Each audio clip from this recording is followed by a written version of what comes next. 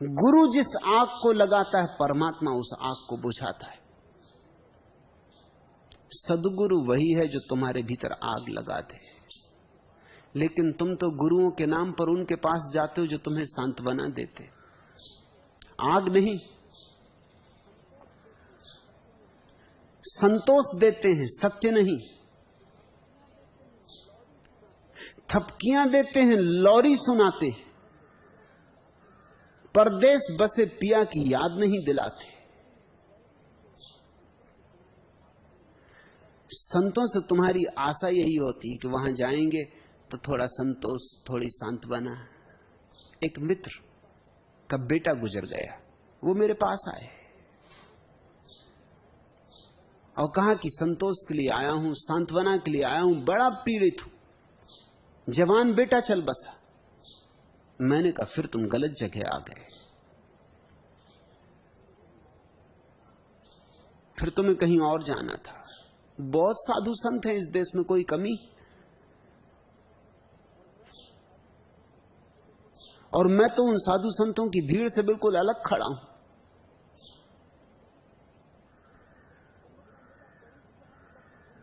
कुंभ का मेला करीब था, मैंने कहा तुम कुंभ के मेले चले जाओ, वहां जितना सांत्वना, जितना संतोष चाहिए देने वाले मिल जाएंगे, साधु संत, पंडित, पुरोहित। मेरे पास आए हो तो मैं तो तुम्हें और आग दूंगा। मैं तो तुमसे यह कहूंगा कि बेटा तो चल बसा, जरा सोचो कि जब बेटा तक चल बसा तो बाप होकर तुम कितनी देर बचोगे। वो तो एकदम नाराज हो गए कि आप भी क्या बात करते हैं, मैं परिपूर्ण स्वस्थ हूं, सब तरह ठीक हूं, और ऐसी अपशगुन की बात करते हैं।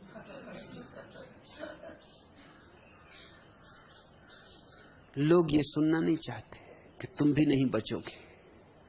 मैंने उनसे कहा तुम चाहे सुनो चाहे ना सुनो, मैंने तो कह दिया, कान में तुम्हारे पड़ भी गया, याद भी तुम्हें रहेगा, भूल भी ना सकोगे, तुम बचोगे नहीं, कोई नहीं बचता। बेटा याद दिला गया है, इस अवसर पर तुम क्यों सांत्वना खोज रहे हो? परमात्मा को खोजो, सांत्वना को नहीं। उसको खोजो जो कभी नहीं मरता, अमृत को खोजो, मृत्यु याद दिला गई। बेटा मर गया, बेटा तुमसे ज्यादा स्वस्थ था या नहीं? उन्होंने कहा ये बात तो ठीक है। कौन सी बीमारी थी बेटे को? कोई बीमारी ना थी, अचानक हृदय गति बंद हो जाने से मृत्यु हुई। मैंने कहा बेटा मर गया, केवल 45 साल का था, तुम 75 साल के हो, तुम अभी ये आशा बांधे बैठे हो कि जियोगे। मगर लोग सांत्वनाएं चाहते। वो एमपी थे, संसद के सदस्य थे, सबसे पुराने सदस्य थे,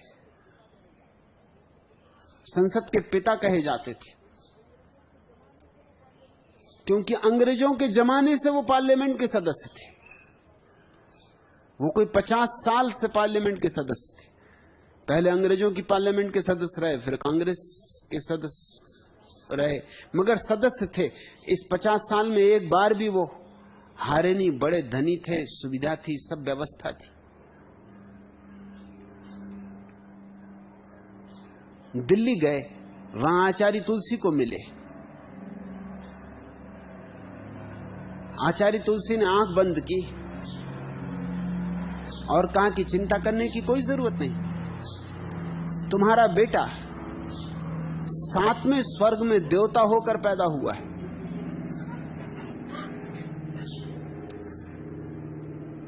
चित्त उनका बाग बाग हो गया। इसको कहते हैं सांत्वना, इसको कहते हैं संतों का मिलना। मेरी उन्हें याद आई होगी कि मैं कि बोला कि तुम भी ना बचोगे, और ये है संत एक कि जिसने फौरन आंख बंद की, सूक्ष्म लोक की यात्रा की, फौरन खबर लाया कि साथ में लोग। वापस लौट के जब आए तो मुझसे कहा कि इसको कहते हैं संतत्व। आचार्य तुलसी में मेरी बड़ी श्रद्धा जग गई। मैंने कहा क्या हुआ? उन्होंने कहा कि उन्होंने जल्दी से आंख बंद की, बड़ी अद्भुत उनकी क्षमता है, एक क्षण नहीं लगा, एकदम सातवें स्वर्ग लौट के आए और बोले कि तुम्हें चिंता की कोई बात ही नहीं, तुम्हारा बेटा सातवें स्वर्ग में देवता हुआ है। मैंने कहा कि अब मैं आपको एक और संत का नाम सुझाता हूं।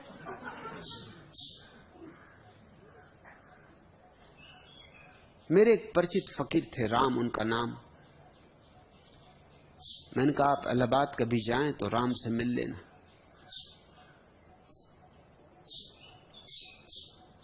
वो बहुत पहुंचे फकीर हैं। तुलसी उनके मुकाबले कुछ भी नहीं। तुलसी तो केवल 7वें तक जाते हैं, वो 700 तक यात्रा करते। तुलसी जी की यात्रा कोई बड़ी यात्रा नहीं, 7वें स्वर्ग तक तो कोई भी चला जाता है, तो छोटे मोटे संतों का काम। उन्होंने कहा क्या 700 स्वर्ग होते? मैंने कहा 700 स्वर्ग और 700 नरक। वो राम उस धंधे में बहुत कुशल है। इस बीच राम मुझे मिल के गए थे तो मैंने उन्हें समझा दिया था कि तुम क्या क्या कहना। वो गए, राम से भी मिले। राम ने आंखें बंद की, डोले, हाथ पैर हिलाए, उठ के खड़े हो गए। प्रभावित हुए इससे कि तुलसी तो बस सिर्फ बैठ के 1 मिनट में आंख खोल दिए थे और ये आदमी जरूर कहीं जा रहा है। चक्कर मारा, खड़े हुए, आंख बंद की, खोली, ऊपर देखा, आकाश की तरफ देखा, पाताल की तरफ देखा। सब उनको मैंने कहा था कि ये करना तुम।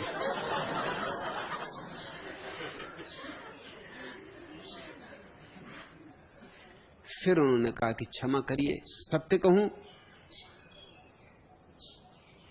कि सांत्वना दूं? अब जब कोई ऐसा पूछे कि सत्य कहूं कि सांत्वना दूं, तो किसकी हिम्मत जो कहे कि सांत्वना दो, सत्य ना कहो। तो उन्होंने कहा सत्य कहिए। तो उन्होंने कहा कि तुम्हारा लड़का प्रेत हो गया है और तुम्हारे गांव से 7 मील दूर फला फला नाम के गांव में एक बगीचा है, उसमें पीपल के एक वृक्ष पर निवास कर रहा है। उन्हीं का बगीचा था। मैंने सब उनको पता दे दिया था कि कहां का नाम, पीपल का वृक्ष। वो तो बहुत घबरा गए, लौट के मुझसे आए, कहा कहां भिजवा दिया। इस आदमी ने सब खराब कर दिया। और ये आदमी सच्चा भी मालूम पड़ता है, क्योंकि ठीक ठीक 7 मील ही दूर गांव है और गांव का नाम और बगीचा और पीपल का झाड़ है। वहां पीपल का झाड़, बड़ा पीपल का झाड़, बहुत प्राचीन। और उसी पर वो कहता है कि तुम्हारा लड़का भूत हो गया।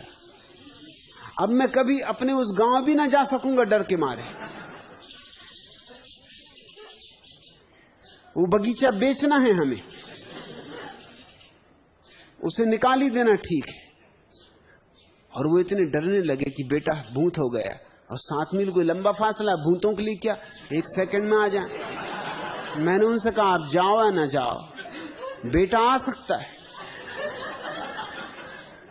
आप रात ताला कुंजी लगा के ठीक से सोया करें, किसी दिन आके ऊधम मचा दे, झंझट खड़ी कर दे। पर उन्होंने कहा कि आपने भेजा क्यों इस आदमी के पास? मैं तो तुलसी जी से बिल्कुल सहमत हो गया था। मैंने उनसे कहा कि न तुलसी जी सही है न वो राम सही है। राम ने जो भी कहा वो मेरा सिखाया हुआ है, और तुलसी जी ने वही कहा जो आप सुनना चाहते थे, वो आपका सिखाया हुआ है। सीधी सी बात इतनी है कि मृत्यु अनिवार्य है, तुम्हें भी मरना होगा। तैयारी करो। बेटा तो गया, तुम तैयारी करो। नहीं सुना, मेरे पास आना जाना कम कर दिया। ऐसे आदमी के पास कोई जाता है जो बार बार, क्योंकि जब भी वो आते मैं उनको याद दिलाता, तैयारी शुरू की या नहीं, क्या इरादे हैं, सदा रहोगे?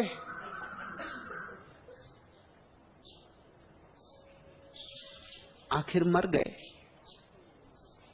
मरते वक्त जो उनके पास थे उन्होंने मुझे कहा कि आपकी मरते वक्त याद की, और कहा काश मैंने उनकी सुनी होती। लेकिन सुनना तो दूर, मैंने उनके पास भी जाना बंद कर दिया। काश मैंने उनकी सुनी होती तो आज शायद कुछ लेके जाता, खाली हाथ जा रहा हूं। लेकिन लोग सांत्वना चाहते हैं।